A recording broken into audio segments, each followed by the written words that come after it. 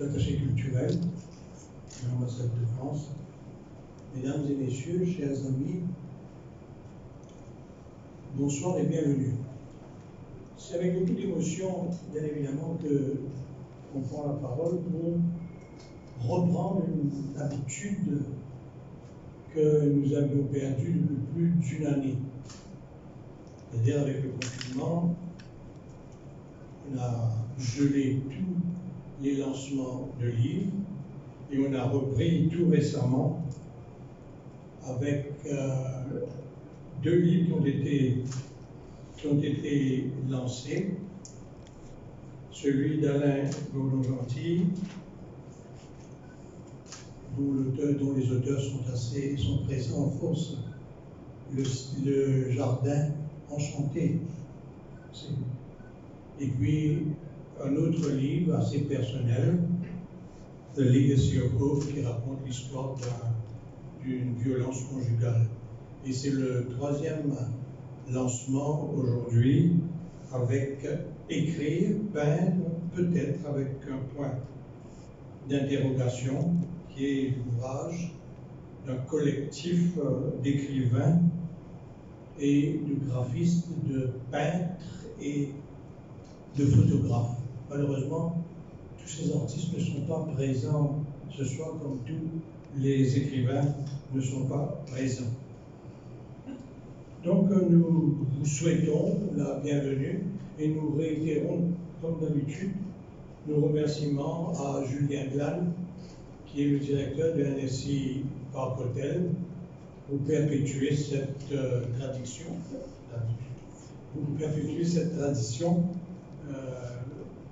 Tant qu'il y aura bien évidemment des livres à lancer. Il va sans dire que nous nous réjouissons de l'initiative de cette publication pour que dans 10 ans, dans 20 ans, on n'oublie pas ce désastreux échouage qui est venu apporter le malheur sur nos plages, qui a pollué nos eaux, mais qui a rassemblé dans un même élan tout un peuple, je dis bien peuple, dans sa notion idéologique. Les soldats de la vie, selon Le Clésio, ont opposé une farouche résistance à la marée noire d'abord, à l'engourdissement des pouvoirs publics et, pour reprendre une autre formule de Le Clésio, au capitaine sans honneur.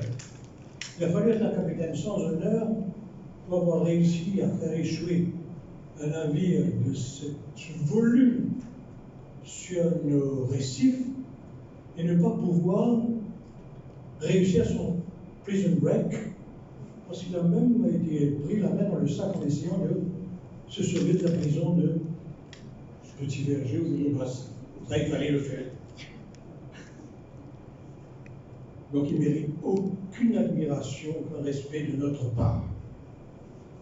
Une initiative littéraire, certes, cet ouvrage, écrit à peine peut-être, avec une palette de très belles plumes, qui relève d'abord du devoir de mémoire, mais révélatrice de notre fragilité écologique et de la nécessité maintenant d'intégrer cette notion dans on a appelé notre nouvelle normalité. Et je disais à Catherine, avant le début de cette cérémonie, mon âge me permet d'avoir des souvenirs, et quand je lis ces textes, qui sont parfois très violents, vous allez vous en rendre compte, j'ai retrouvé dans ces textes un romantisme écologique des années 70. Pour ceux qui ont la mémoire, pour ceux qui ont lu, devraient savoir de quoi je parle. Sauf que l'écologie, à l'époque, était une notion tout à fait nébuleuse. On avait intégré, nous, dans notre programme gouvernemental à l'époque, je pense la correction du Rama qui a rédigé ce programme, entre autres, et que cette notion-là était une notion nébuleuse. Et maintenant, nous nous retrouvons, surtout après tout ce qu'on a vécu, avec une identité, heureusement, qui ne soit pas ethnique, mais une identité, plusieurs identités, en fin de compte, une identité écologique. Et je crois que c'est très bien ainsi. Ça nous casserait peut-être les frontières ethniques, moi j'espère bien, pour que nous puissions avoir une adhésion à autre chose que l'appartenance ethnique, que l'appartenance castéiste ou appartenance de classe. Comment ne pas être reconnaissant envers tous ceux qui ont participé à la rédaction de cet ouvrage, aux artistes qui ont peint, qui ont fait preuve de beaucoup d'imagination, et aussi notre reconnaissance envers les éditions de l'Océan Indien, avec M. Assamal ici présent, d'avoir imprimé cet ouvrage qui, nous l'espérons, trouvera sa place dans toutes les bibliothèques et les écoles à Maurice. Je sais bien que c'est un vœu pieux, mais il est permis d'avoir des vœux pieux. Sauf que cet ouvrage n'est pas un ouvrage inédit. Il y a eu d'autres auteurs qui ont été plus véloces que Issa Asghari dans cette initiative. Et là, je pense à un petit groupe d'étudiants, de 2 jeunes étudiantes à l'époque, c'était au début des années 2020, Words of the Ocean. À travers Facebook, ils se sont regroupés et ils ont produit un livre avec beaucoup de textes, de poèmes et de textes ordinaires. Avec la collaboration de quelques aînés, ils ont produit ce livre, The Words of the Ocean. Il se nomme Asna Yadali et Iman Kadir, et ils ont produit ce livre qui va témoigner, bien évidemment, du naufrage du Wakashio. Et puis il y a eu, ça s'est passé malheureusement inaperçu parce que c'était en plein confinement, un livre de Sunniva Bonnieu. Sunniva est une Norvégienne qui a épousé un Mauricien, Jérôme Bonnieu, Jérôme d'ailleurs qui a été le premier sur le site du Wakashio parce qu'il connaît la mer, il a été démêlé pas possible avec le gouvernement, et ils ont fait un livre qui s'appelle Wakashio, Oil Spill in Paradise, avec beaucoup de textes et beaucoup d'illustrations, beaucoup de tableaux. Et puis là, Rama a lancé il y a quelques semaines de cela, Contemplation, d'une initiative de Adish Moldou, un jeune Mauricien qui fait carrière, il a à peine 45 ans, qui fait carrière aux Nations Unies et qui est là en vacances et qui, sachant qu'il fallait faire quelque chose, a regroupé, a battu le rappel de ses troupes sur le plan international parce que c'est un fonctionnaire international et qui a pu regrouper des textes et des tableaux, encore une fois, pour le livre qui a été lancé, Contemplation. Donc, je crois que le Wakashio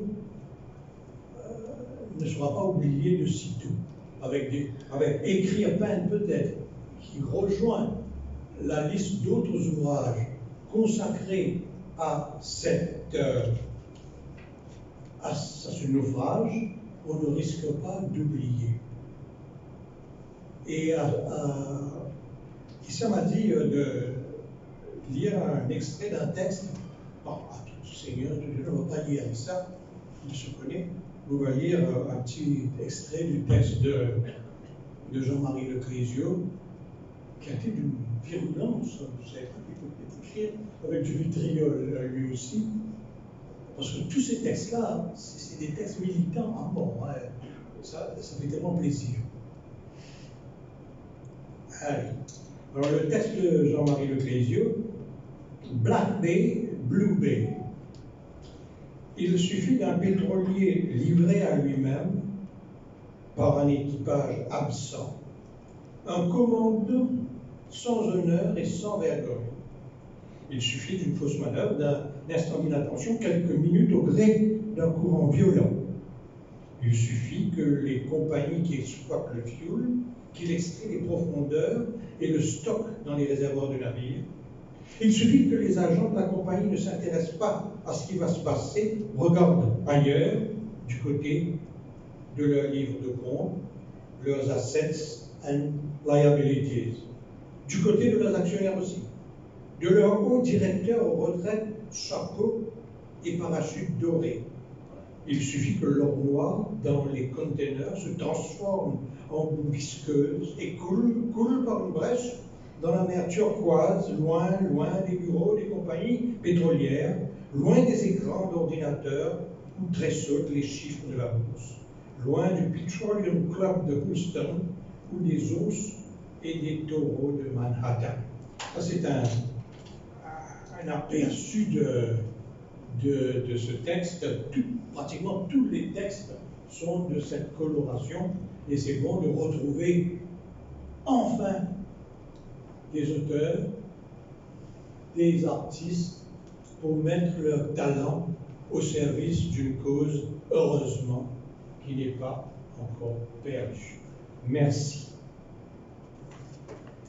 On va passer la parole maintenant à Issa Asghari, qui a été qui a été l'initiateur de cette opération, grâce avec le concours de Jean-Marie Leclésio. Bon, il nous en dira un peu plus dans quelques instants. Voilà.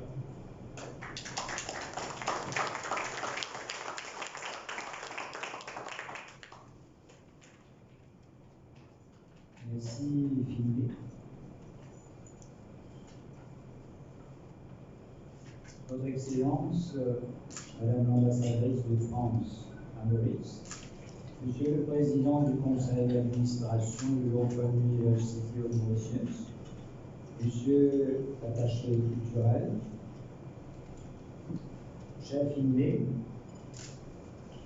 Mesdames, Messieurs, chaque livre a une histoire, une genèse, si on pourrait utiliser ce terme. Et ce petit livre que nous lançons cet après-midi, qui réunit à la fois des auteurs et des plasticiens et des plasticiennes vivant à Maurice, en France, en Suisse, en Grande-Bretagne et même aux États-Unis, a une histoire. Je la raconte au début de l'introduction.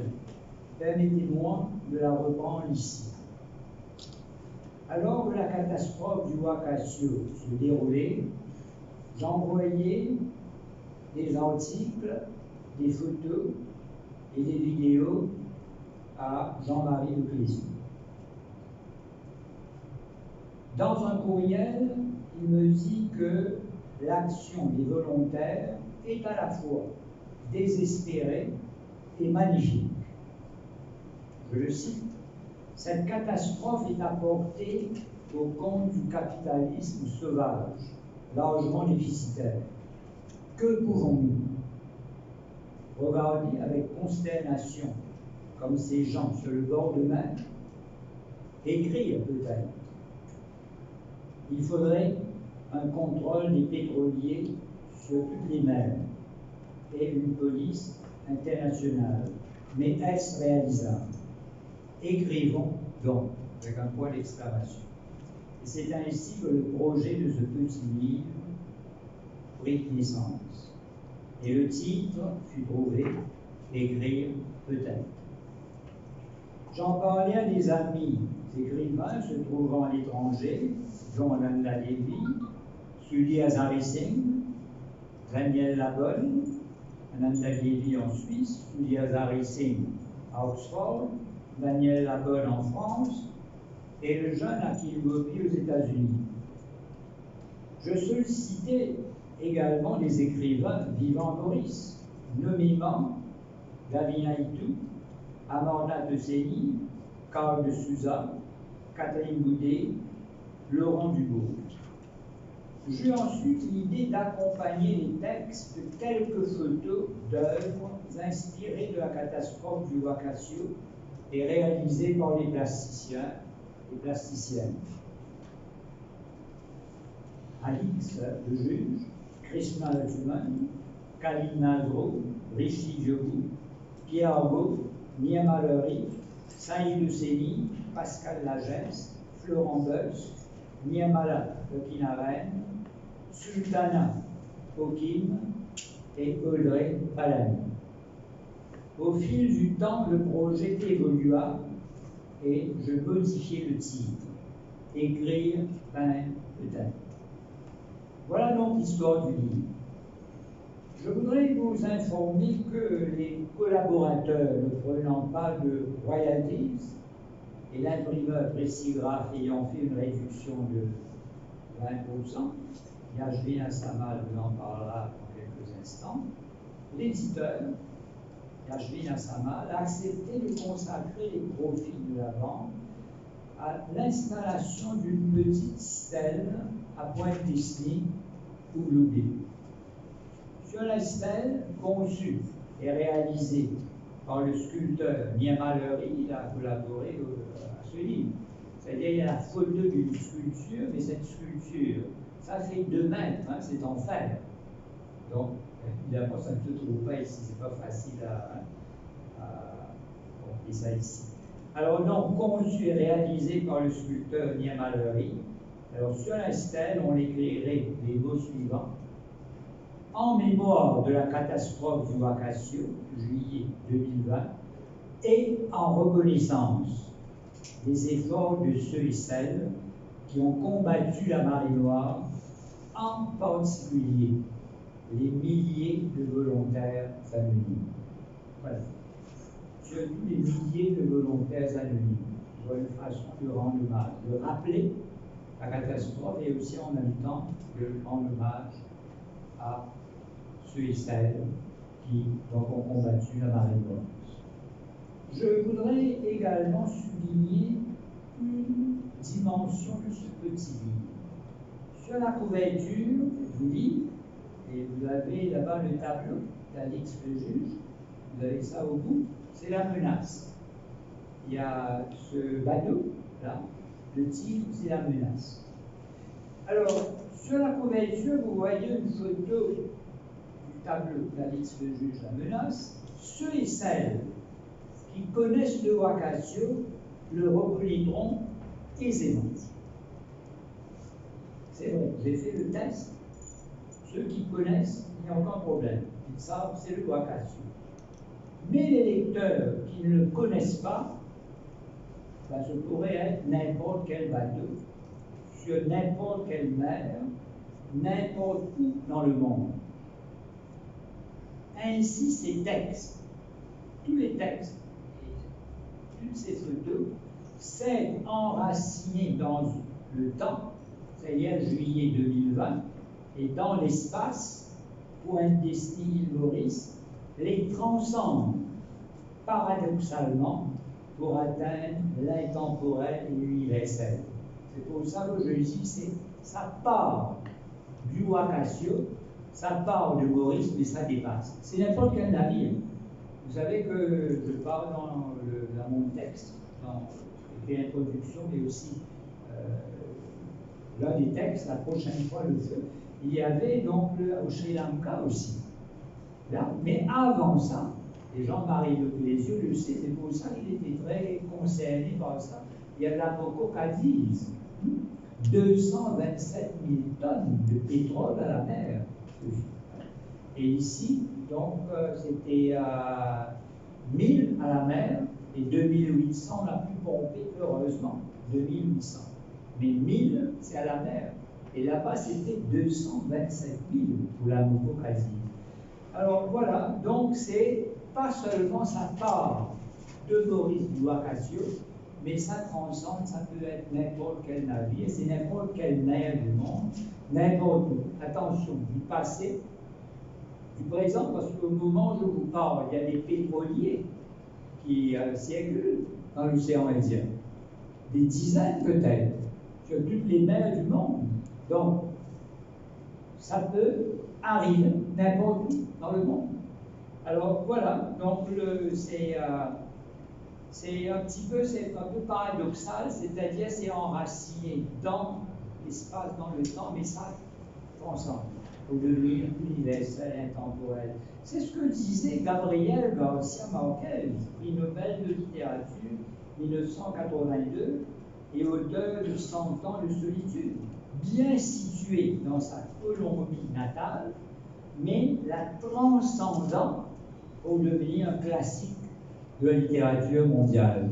Quand vous lisez Márquez, l'automne du patriarche, c'est enraciné dans sa terre natale, et puis après, c'est n'importe où dans le monde. De même, Hamlet, there is something written in the kingdom of Denmark. C'est pas seulement au Danemark. Hein. Jotun, c'est pas seulement au Danemark, c'est n'importe où, de tout temps. Voilà, c'est ça, cette dimension intemporelle aussi, et en même temps universelle. Voilà. Alors, donc, pour terminer, je voudrais vous lire un paragraphe de la préface de Sully Azarissé. Comme Philé vous a lu le début donc, du texte de Jean-Marie Le Clézieux. Alors, Sully Azarissé, il y a une note toujours bibliographique à la fin de chaque texte. Il est professeur de l'histoire française et des relations internationales à l'université d'Oxford, à Balliol College. Il a publié plusieurs livres à Oxford University Press, aux éditions Talendier, spécialisées en histoire en France, et chez Gallimard. Chez Gallimard, il y a le mythe Goliath, et le dernier livre qui vient de sortir, c'est sur Toussaint l'ouverture. C'est en français et en anglais. Alors voilà, donc je voudrais vous lire donc, ce texte, un paragraphe du texte de Sully Azarissé. Les magnifiques contributions à ce petit livre témoignent du miracle de la création artistique et littéraire. Face à la cupidité et la laideur qui ont dénaturé le lagon de Malraux, ces textes et ces photos font renaître, comme par enchantement, la magie du verbe et de l'imaginaire, et la beauté qui l'accompagne. Beauté des mots qui sculptent des images frappantes, beauté des images qui éveillent des pensées fortes, et surtout nous incitent à des comportements collectifs plus salutaires. Concluons avec l'espoir que nous saurons tirer les conséquences de ce qui aurait pu être une catastrophe absolue pour notre belle île et sortir de cette année 2020, c'est daté de décembre 2020, sortir de cette année 2020 comme le vieux marinier du poète Coleridge, plus triste sans doute, mais aussi plus sage. Fin de citation. Voilà, donc vous voyez que c'est un très beau texte. Il n'est pas à Oxford par hasard. Et je dois dire aussi que c'est le premier Mauricien enseigné à Oxford. Quand je l'avais dit, je me souviens, Mohamed Vaïd m'a dit non, il y en avait. J'ai dit qui? Lamus, professeur Lamus, Roland Lamus, Ramesh Ramdeyal, ancien directeur, et puis il m'a dit non, vous avez raison. Ils ont étudié à Oxford. C'est le premier à enseigner à l'université d'Oxford et le premier à publier à Oxford University Press et plusieurs livres. Donc, voilà. Donc je suis très content c'est d'avoir un peu sa collaboration dans ce livre. Et donc il a écrit la préface. Donc j'ai déjà nommé tous les collaborateurs. Et donc maintenant, je donne la parole à Philé. Donc je vous remercie de votre attention. Je voudrais tout de même, un dernier mot, remercier tous les collaborateurs, remercier les éditions de l'Océan Indien, Hélicie Parcotel, M. Julien Glane et bien sûr Philippe. Merci.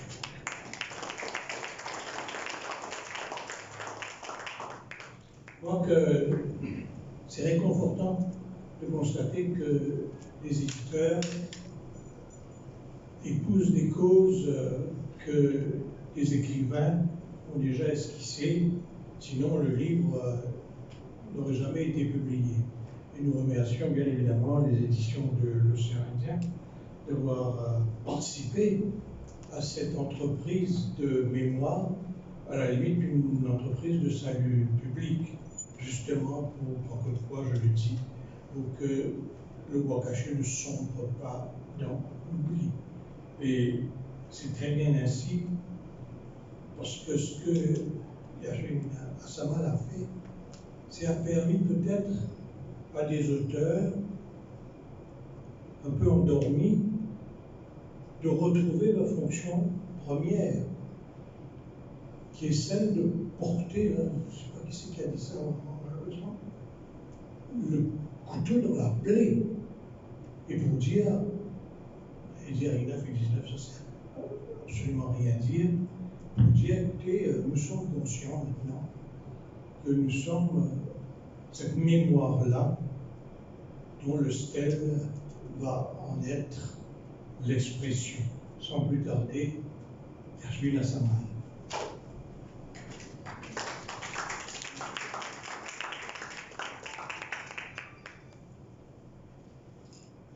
Bonsoir.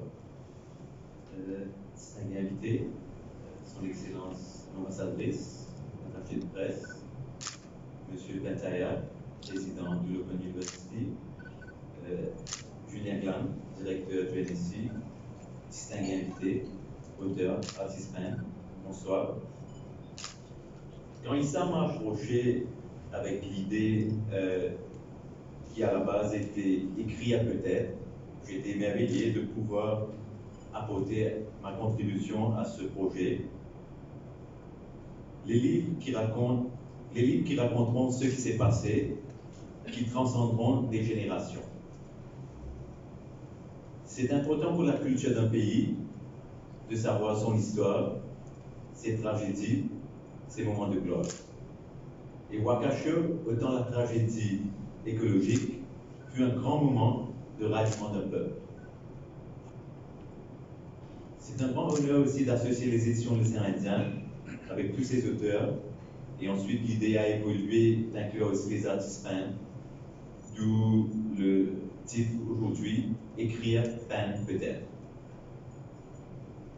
Donc l'idée à la base, c'est tous les profits récoltés du livre seront mis à la contribution de Nyamal pour pouvoir ériger un stèle, parce que c'est important pour tout le monde qui va à l'endroit de Wakasho, dans le sud de la Pointe-Destiny, puisse savoir ce qui s'est passé là-bas.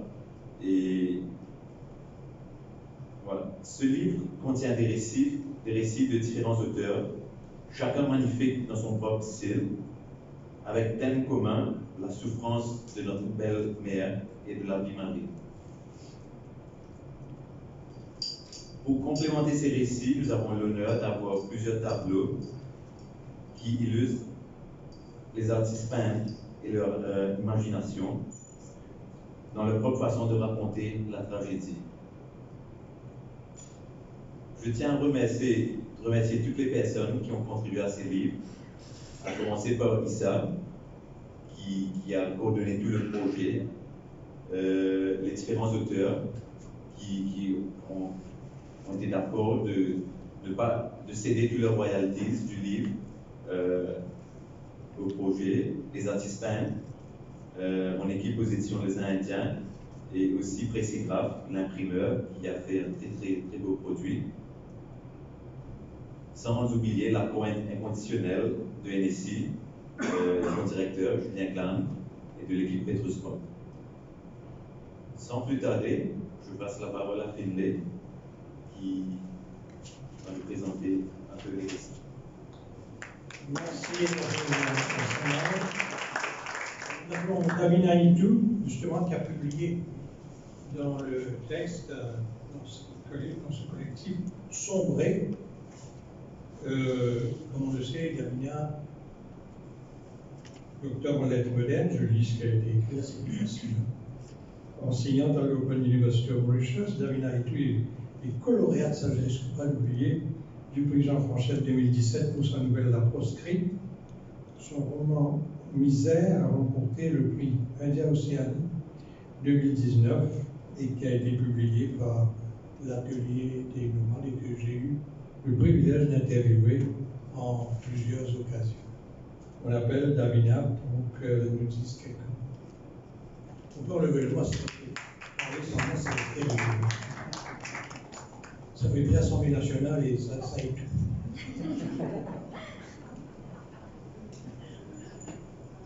Bonsoir tout le monde. Donc, je vais d'abord vous lire un extrait de ce que j'ai écrit.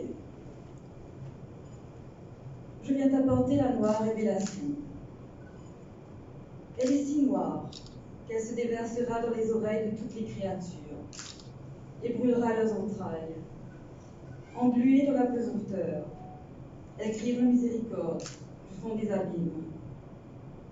Voici venu le temps qui sonnera la puissance des humains face à la marée brûlante. De leur rivage endeuillé, ils contempleront le flanc béant du navire qui vomit des écumes noirâtres dans le ventre des eaux. Je viens t'apporter le prélude des mal-aimés. La révélation est si noire qu'elle sortira les hommes de leur torpeur et laissera un bout de soufre sur leurs lèvres. Des désespérés au seuil du grand malheur. Le ciel s'est obscurci. La mer s'est obscurcie. Ils tendront leur mer à l'horizon, dans l'espoir de freiner ma traversée. Mais ne savent-ils pas que le fioul rampe, étend ses tentacules et gangrène tout sur son passage? L'eau n'a pas d'armure, n'a pas d'armée pour se défendre contre l'invasion du chevalier noir.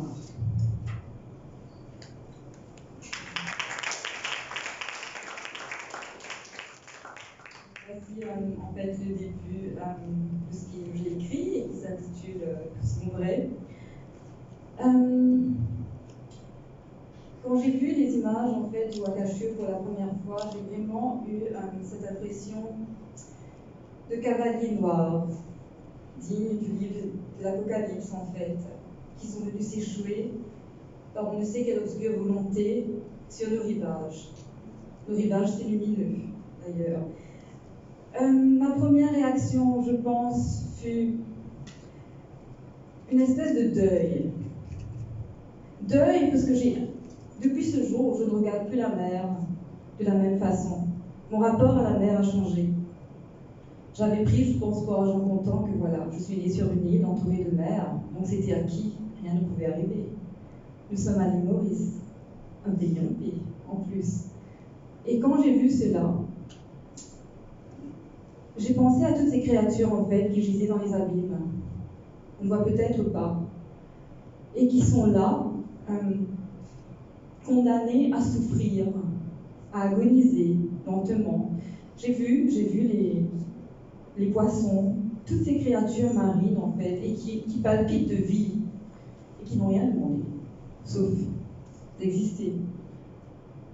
Et on a parlé en fait de dimension écologique. Je pense que ça transcende l'écologie, ça transcende l'humain pour quelque part accéder à une espèce de spiritualité.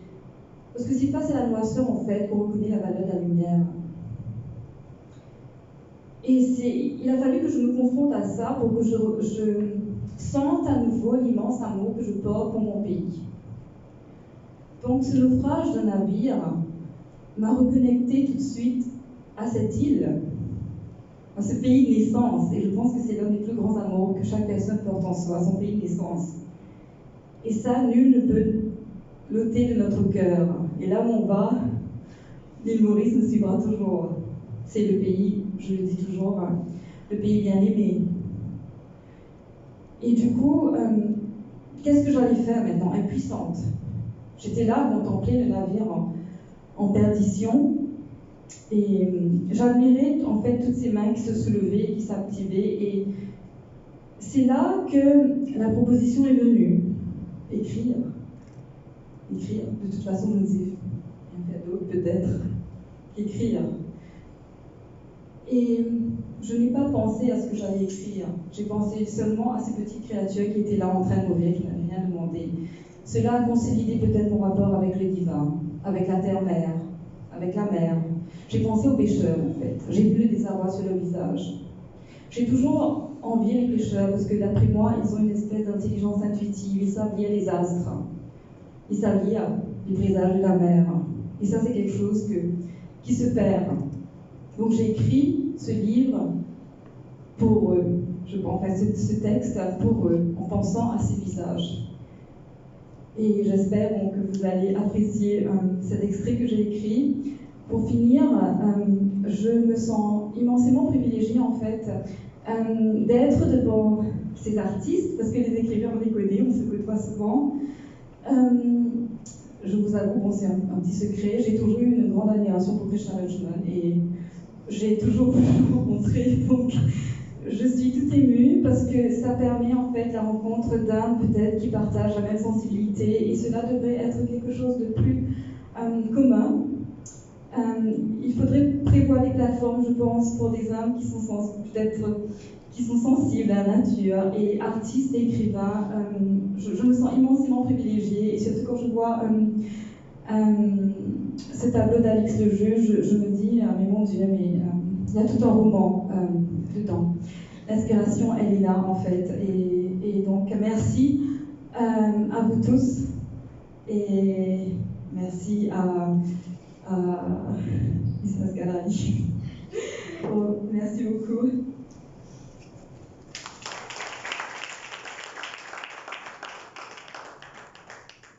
C'était les émotions de Davina. Nous appelons Krishna Lakshman, qui représente un peu le porte-parole des graphistes, pour donner un peu son sentiment, je vais le présenter tel que c'est écrit ici. Titulaire d'une maîtrise en beaux-arts de l'Académie des arts de l'ex-URSS, Krishna Lakshman est le fondateur de l'association Partage qui œuvre pour la promotion de l'art contemporain à Maurice. Et c'est lui qui a fait ce très beau tableau sur lequel on pourrait certainement en discuter très longuement. Krishna.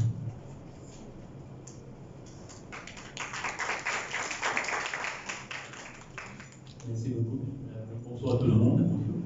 Et je dirais un grand merci à notre ami Issa Garali et bravo pour cette initiative et d'avoir réuni tous ces plumes, tous ces pinceaux pour écrire et peindre et pourquoi. Et en fait, je pense que nous, comme artistes, nous ressentons toutes ces catastrophes, tous ces problèmes autour du monde un peu plus profondément que les autres. C'est une espèce de malédiction peut-être, je ne sais pas, parce que des fois on n'arrive pas à dormir avec tous ces problèmes qui se passent autour du monde. Afghanistan, Palestine, du feu dans les forêts, des catastrophes dans les océans, etc. Ça nous fatigue, mais on ne peut rien faire, on doit faire avec. Et pour mon travail, moi j'ai vécu profondément à Cassio parce que j'étais là-bas presque tous les jours pour aider les gens qui donnaient du coup de main à faire des booms, etc. Et le travail, c'est une corde à linge avec des vêtements appartenant à des gens qui sont de diverses couches sociales, riches, pauvres, et de différentes communautés, Malboro, créole, lascar, sinois, blanc, nord, petit bout. C'est comme une seule famille, on s'était mis ensemble pour défendre notre île, pour défendre l'océan, et en même temps pour défendre notre planète. Et c'est un travail qui célèbre avant tout la solidarité du peuple mauricien. Merci.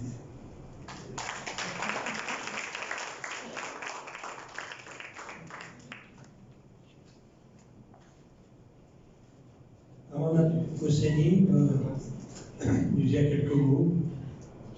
Il est un auteur célèbre, il a remporté plusieurs prix.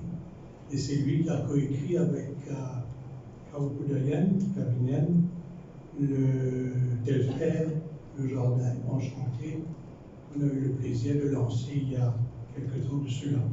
Il va nous dire quelle a été sa participation, comment il est arrivé à grimper sur ce navire naufragé.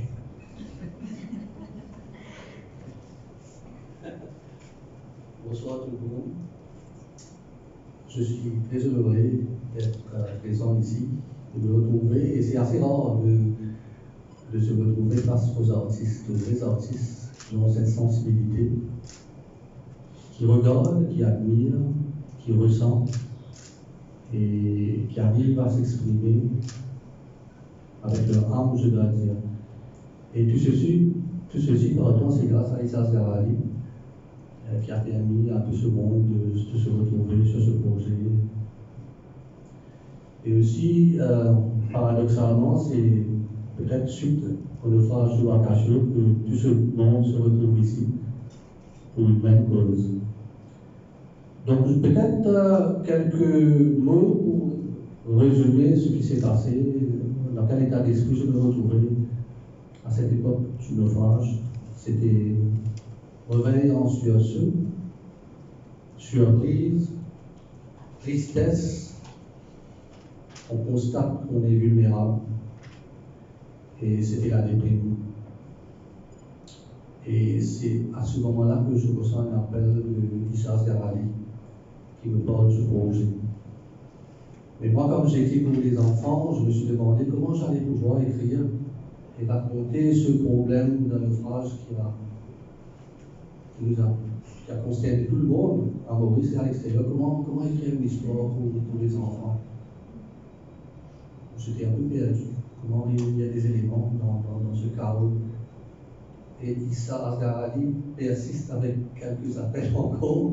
Et graduellement, je dois dire, et je le remercie, graduellement, je commence à réunir les éléments. Je me dis, je vais pouvoir écrire quelque chose. Et l'inspiration vient au milieu de ce brouillard. Et je réunis les éléments. Et voilà comment j'ai pu participer à ce projet. Au fait, l'histoire, le titre, c'est l'oiseau de mauvais augure. C'est le naufrage de Wakasho vécu par des oiseaux sur une île et comment ils regardent, ils constatent qu'ils sont impuissants face à la marée noire. Je vous laisse le soin de lire et je remercie tous les artistes qui ont participé. Il faut continuer parce que je pense que les artistes ont beaucoup apporté pour le bien-être de la nouvelle génération qui est en plein tempête, je dois dire. Merci.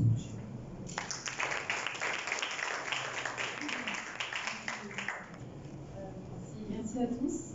Je voudrais d'abord, mes premiers mots pour aux artistes, à ceux qui savent écrire, à ceux qui savent peindre, et donc à celles et ceux qui savent nous toucher, nous émouvoir. Je crois que ça a été dit à l'instant par l'un d'entre vous. L'appel de l'art, il faudrait qu'il existe toujours, quoi qu'il advienne. C'est effectivement ce qui nous renvoie nos propres vulnérabilités et aussi ce qui nous renvoie toujours, je crois, au champ des possibles. Et ça nous tire vers le haut. Et c'est forcément toujours extrêmement inspirant. Voilà, on a le réflexe, on arrive et on est forcément attiré par des œuvres, par des couleurs, par une démarche, par un message. Alors après, les messages, c'est aussi la magie de l'art. Ces messages-là, on les prend comme on pense les déceler. Mais c'est là aussi que le champ de l'art est infini parce qu'il y a toujours encore une autre interprétation possible et encore toujours une autre idée que l'image a voulu être insufflée ou le mot a voulu être insufflé par l'artiste lui-même. Donc merci à tous. Merci à l'instigateur.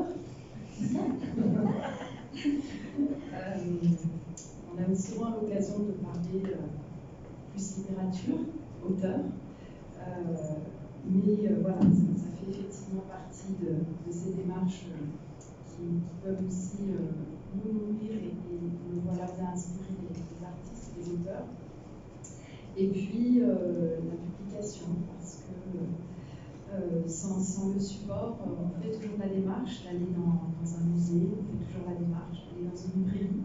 Sauf qu'il faut bien qu'il y ait des personnes aussi dont c'est le propre génie de pouvoir rendre accessible tout ce qui va sortir de l'imaginaire et du talent des artistes. Merci à vous aussi. Bon, on va pas reparler de notre amitié de 20 ans avec Un secret d'État.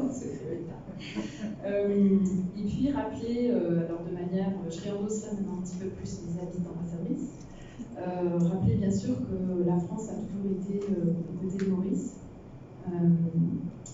On se sent toujours encore plus proche dans l'amitié quand on est là pour les uns et pour les autres. Alors, on travaille ensemble quand tout va bien et on a toujours à progresser, à apprendre les uns des autres.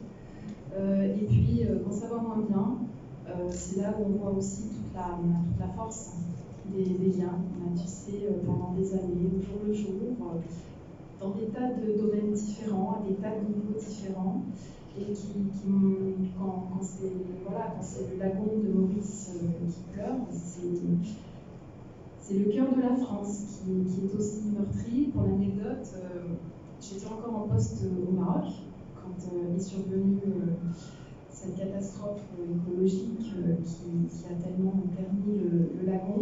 Et je peux vous dire à quel point l'écho, même auprès de mes amis marocains, a été extrêmement fort.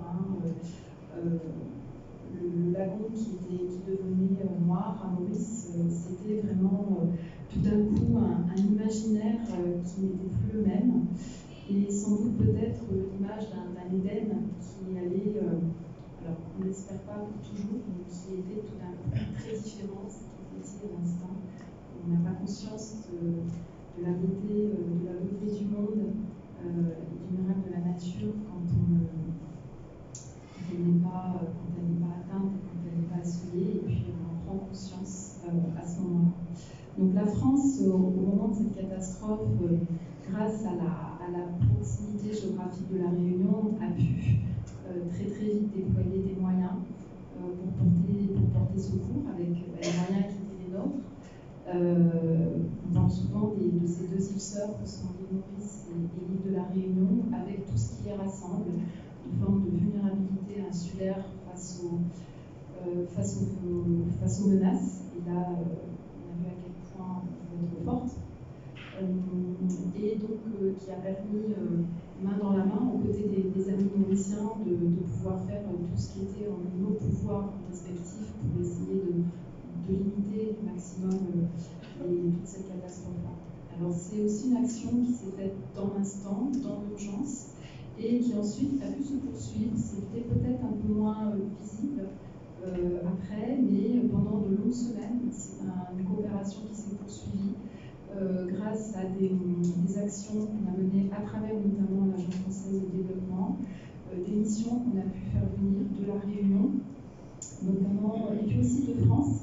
Je pense notamment à une entreprise française qui est spécialisée dans le nettoyage et la dépollution des plages, des océans, parce que aussi la France elle-même a été ô combien victime de ce type de catastrophe. On a parlé d'apocalisme, il y en a eu bien d'autres, encore bien plus récentes aussi, malheureusement au large des côtes françaises. Donc ça a été l'occasion aussi pour nous de pouvoir partager l'expérience acquise et de pouvoir faire profiter les autorités mauriciennes de ce qu'on a pu faire pour rendre au moins ces lettres de noblesse à ce cher lagon. Et puis idéalement, on espère de pouvoir restaurer tout ce qui a été abîmé à ce moment-là. Voilà. Donc c'est bien aussi qu'à travers l'art et à travers des démarches d'artistes, on puisse continuer ce qui a été fait aussi, à faire vivre ce qui a été une forme de traumatisme quand même pour tout le peuple mauricien. Parce que c'est aussi à travers ces démarches-là, sans doute, qu'on ne cessera d'être alerté, interrogé, se questionner nous-mêmes sur le monde de demain, qu'est-ce qu'on a envie de faire, on parlait des générations futures. Et je pense effectivement que à la fois le devoir de mémoire, à travers donc, ce qui est diffusé, et puis la démarche des artistes pour pouvoir contribuer à insuffler à toute cette jeunesse et à toutes ces générations, cette génération qui nous suivra et celles qui suivront derrière, de leur laisser un monde le moins abîmé qu'on pourra leur laisser. En tout cas, leur prouver que tous les témoignages qu'on a pu apporter, que les prises de conscience étaient bien là, qu'elles ont été portées à tout niveau dans l'action.